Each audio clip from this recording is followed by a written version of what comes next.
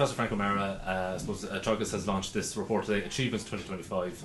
Could you summarise the findings of the report and kind of what farmers need to know about it? Yeah. Okay, so we're focusing in this report on the technical performance of the industry. Obviously, weather has a huge bearing on that, but also what farmers do has a huge bearing on how they do their business. So look, 2025 will go down probably as a good year weather-wise. Okay, we had a storm, Ewan, and other storms at the start of the year, so very detrimental for the forestry and indeed the horticulture sector. But after that, really, it was a good year for grass growth. So we saw very good growing conditions, good grazing conditions as well, maybe a bit of drought here and there in the summer.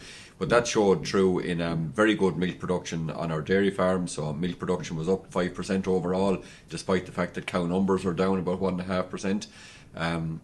We saw very good performance on beef farms in terms of thrive, and that translated into carcass weights up 5 kilos for the year compared to 2024. Now the overall output of beef was down because the number of calves born to suckler cows is down. Suckler herd shrinking for the last number of years, and also a strong export trade for calves and weanlings. So actually there was 100,000 or about 8% less prime cattle going through our meat plants last year. Similar story for sheep, good performance, good weather conditions around lambing and for early growth of lambs, but less ewes and less lambs coming through the country.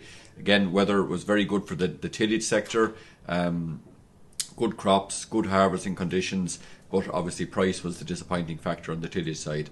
So that's, I suppose, the backdrop. And then in terms of farmers, we see continued progress, in particular on the dairy side through the EBI and genetics, translating into higher solids, higher milk fat, higher milk protein, and we saw again a lot of farmers very active in terms of managing their grass, particularly on dairy farms, but also in increasing numbers on beef farms, and good grass growth also translated into good grass utilisation on our farms. So, I suppose a good year weather-wise.